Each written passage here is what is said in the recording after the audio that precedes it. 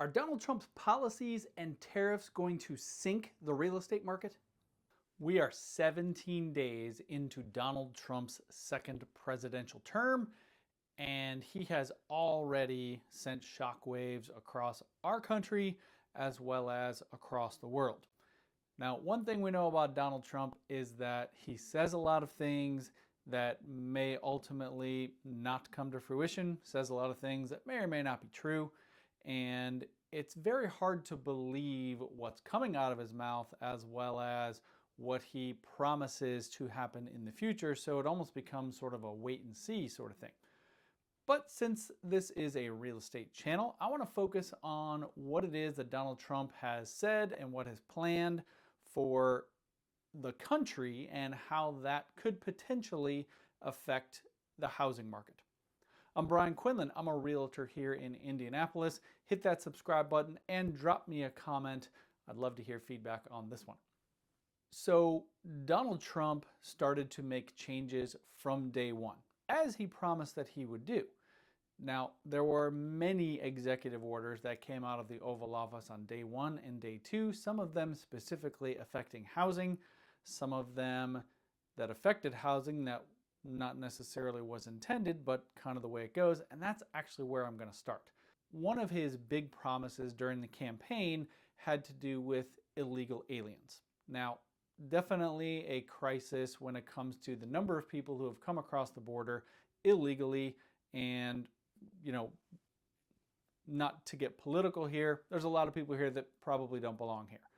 Now, what he has already started to do is to put some of those people on planes and send them elsewhere. That, of course, has made national headlines when it comes to people already getting deported, and whether or not that's fair, whether or not that's constitutional. Again, not getting political here, it's happening. So, how does that affect housing? Well, a fair number of illegal aliens wind up working in the construction business. It's just a fact, okay? And so that particular population of people has gotten to the point where they're scared of what could potentially happen.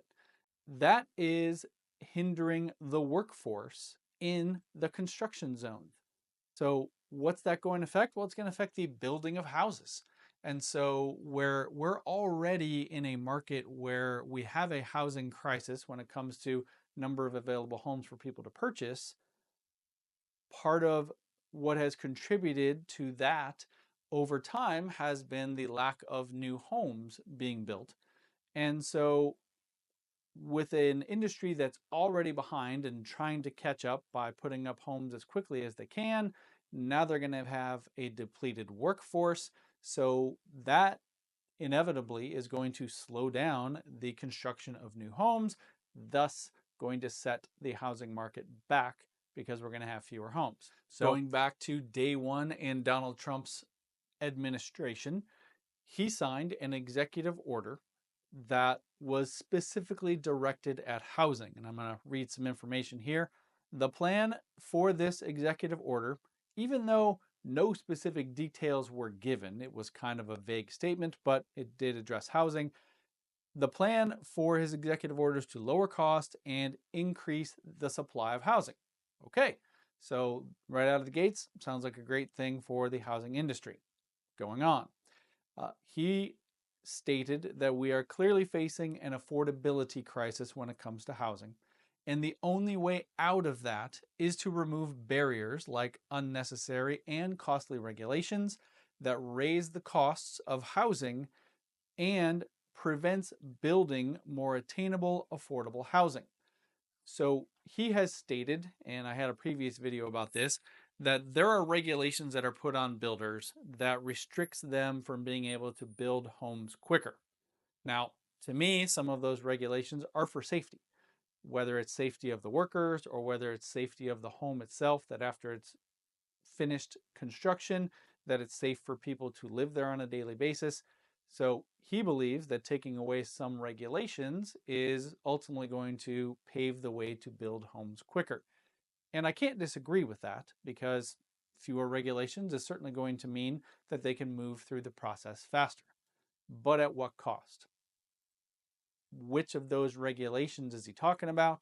and what are the ramifications going to be in the building process. That still remains to be seen, and no specifics were given for this. So when he speaks of regulations in generality, doesn't really mean a whole lot until we find out what specifically the plan is. Now, that was the day one executive order. Then, over the days following that, he started to make other executive orders, some of which affected housing when it comes to government offices. Some government offices, many government offices, were told that they were not allowed to make any changes, that they were not allowed to proceed with any funding for programs until it was approved through a new system that he had developed. Well, that stopped many government offices from being able to fund programs that are helping with either building or helping with rental costs for people or for people to find housing. The Housing and Urban Development Department specifically helps with Section 8 housing, which is those in very low income areas to be able to get funding for housing. That is just one program that was put on hold temporarily, and now question remains what's going to happen with these new regulations or the new plan that he has come up with, and how that is going to affect the funding of things moving forward. Now we get into the whole tariff situation. From the time he was voted in to actually taking office, Trump started to rail on Canada and Mexico.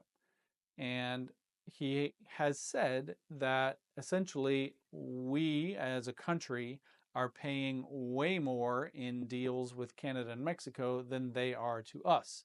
And so his retaliation, his plan or solution to that is to slap tariffs on Canada and Mexico in order to somehow equal out the playing field when it comes to who is paying for what. Well, Canada and Mexico did not take very kindly to those threats. And as of February 1st, the Trump administration said that they were going to impose tariffs on Canada and Mexico as of February 4th.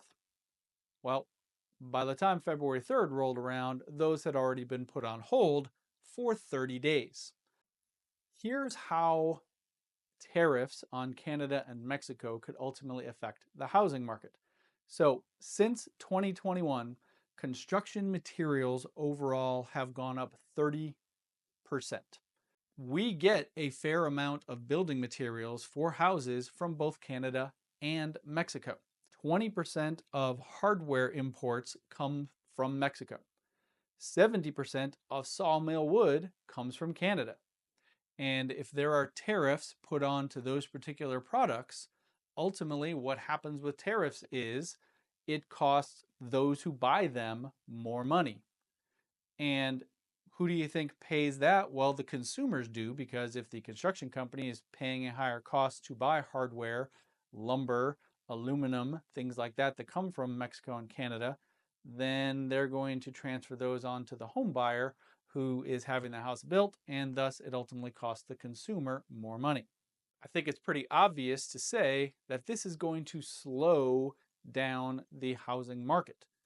The cost of buying homes seemingly always goes up, simply because the cost of materials goes up, the cost of housing in general goes up, especially as homes around it start to appreciate in value, and so everything just continues to rise. That's why real estate is considered such a good investment, because the return on your investment goes up year after year as the values of homes seemingly always continues to increase.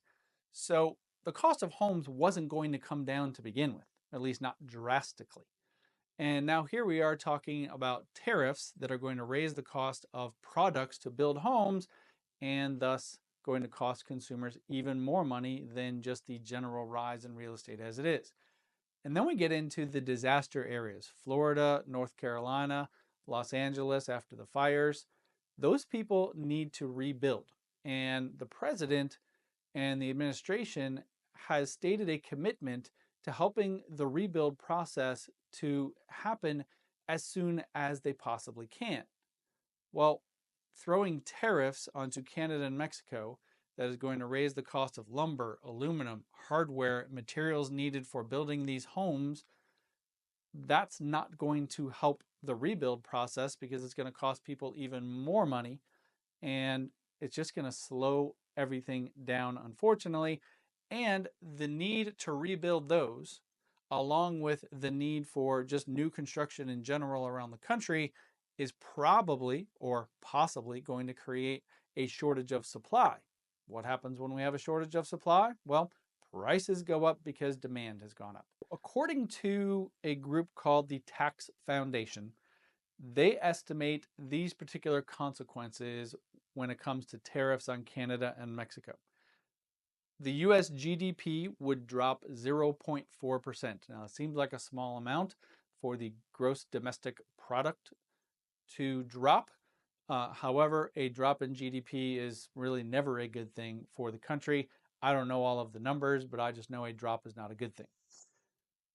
After tax income is expected to drop between 0.8 and 1.1%. So taxes have already come out of your paycheck, and now the cost of things is going to likely go up because of tariffs on products. Thus, our after tax income would likely come down because the cost of things has gone up. And final thing, the average tariff rate on all imports would expect to triple. That would reach a 50-year high. Again, I don't believe that that is the president's intention to make everything go up, but that seems to be the reality when it comes to tariffs. So who knows where that is all ultimately going to play out. Those are predictions if tariffs actually do come to fruition with these particular countries. The outlook for the housing market when it comes to Trump's actions in the first 17 days don't appear to be very good.